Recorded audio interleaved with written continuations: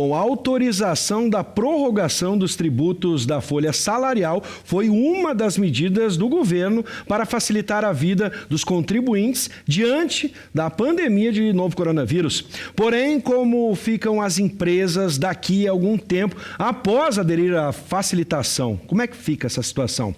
Para a gente conversar, para a gente entender melhor, a gente vai conversar agora sobre este tema aqui no estúdio com o advogado especialista em direito empresarial, Sandro Weinstein. Acredito que eu tenha pronunciado certo? Sim. Seja bem-vindo. Boa tarde. Gustavo, boa tarde, advogado. Em primeiro lugar, uma satisfação aqui estar presente e realmente esse é um tema bastante importante que tem que ser debatido por todos e principalmente para as empresas, haja vista que essa prorrogação dos tributos incidentes sobre a folha, elas têm um prazo limitado hoje. Então, o que pode acontecer é que os contribuintes devem ficar cientes de que pode haver uma sobrecarga tributária, ou seja, porque vai haver, então, a necessidade de pagar os tributos correntes da folha adicionados aos tributos que ficaram prorrogados pelo governo. Só para deixar claro, o que pode parecer um bote salva-vidas agora pode, de alguma forma, gerar algum problema futuro? Sim, é possível que gere algum problema futuro, até porque o governo e a sociedade tinham em mente que a economia iria voltar naturalmente com o prazo. Mas isso, de fato, não aconteceu. A gente está vendo, inclusive, novas limitações à atividade produtiva, enfim, em razão do Covid. Mas, em razão disso, tudo é muito importante que o contribuinte faça esses cálculos para ver se realmente ele vai conseguir cumprir a carga tributária, que ele deve fazer o pagamento. Que deve na folha, né? Exatamente. Porque, vamos entender, você que está em casa nos acompanhando, vamos entender, Sandro.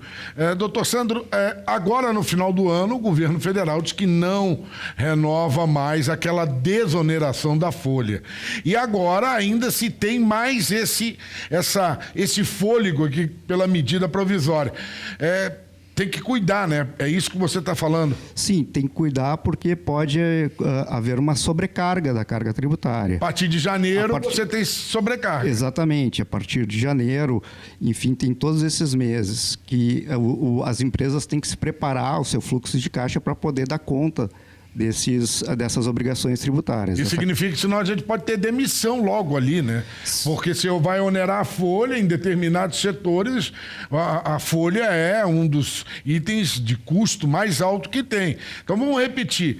Então nós temos hoje, o governo federal anunciou que em dezembro encerra aquele auxílio à desoneração da folha.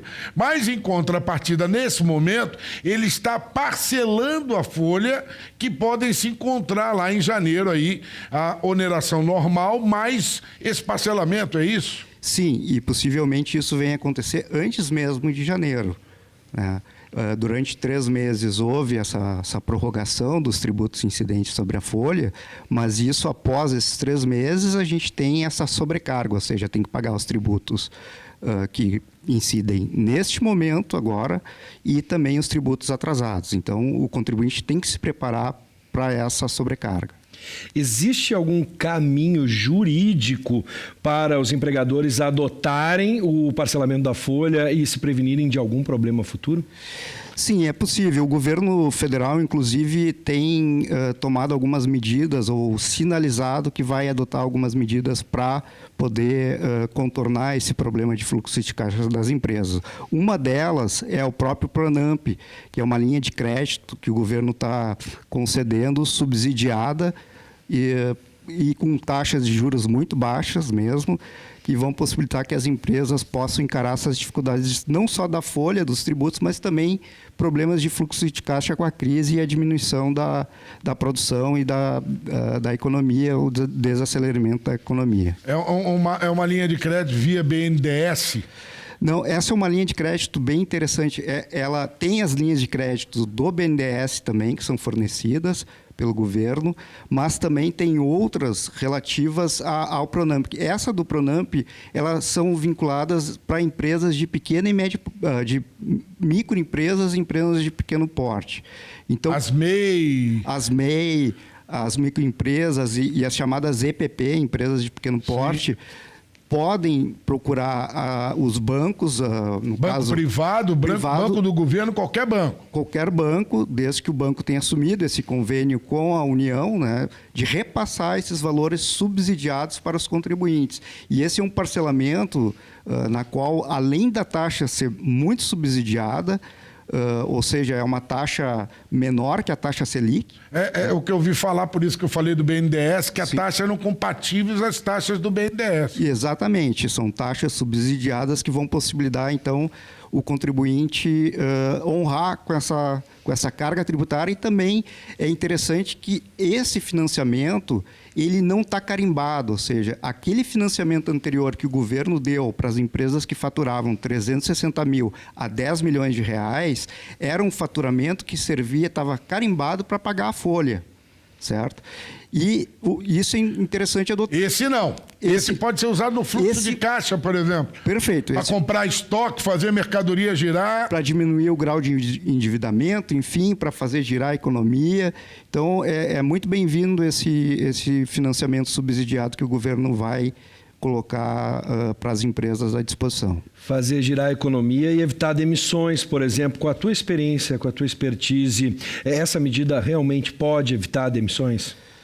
Sim, essa é uma das medidas que pode evitar, sim, demissões, mas eu poderia dizer assim, que o principal para se evitar demissões hoje em dia é a desoneração da folha e a diminuição de encargos trabalhistas, que hoje pesam muito, né, e dificultam que as empresas podem aumentar a contratação de novos colaboradores. Produzir nesse país não é muito fácil. Você tem um sócio, né? Ser empreendedor aqui, você tem um sócio que é o governo, né? E para isso você tem que se planejar, ter um fluxo de caixa adequado, entender, olhar lá na frente, né?